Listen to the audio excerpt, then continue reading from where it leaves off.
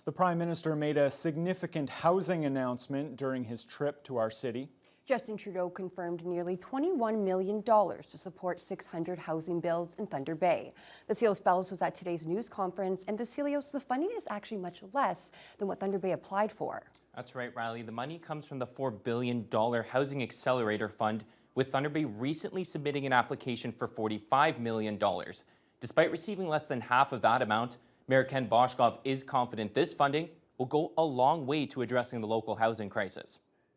A visit from the leader of our nation. It's an incredible pleasure to be back here in Thunder Bay. Prime Minister Justin Trudeau made the trip to the city for the first time in 4.5 years. The Liberal leader was in Thunder Bay announcing $20.7 million through the Federal Housing Accelerator Fund.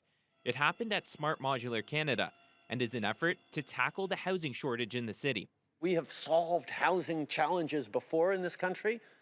And right now, including in places like this, with the support of federal investment, we're doing it again. The $20.7 million is far less than what Thunder Bay applied for. Back in November, the city announced its application for more than $45 million through the Housing Accelerator Fund, with a target of building 2,200 new homes in 3 years. This funding announced by Trudeau on Thursday is expected to fast-track 600 of those homes during that same time span. Often people are hugely ambitious around what they're going to be able to deliver.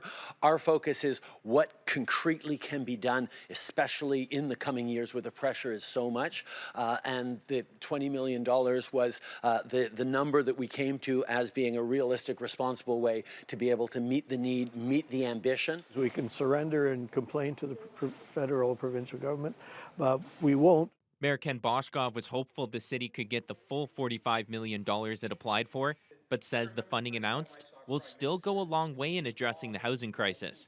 Boshkov goes on to mention that he believes if the municipality uses these dollars well, more support could be provided in the future. The fact that we will have money to get these projects lifted and underway, I would still think that we can stay ambitious. If we prove ourselves, we'll be recognized for it, and justifiably continued funding will prevail. Vasilios Bellos, TBT News.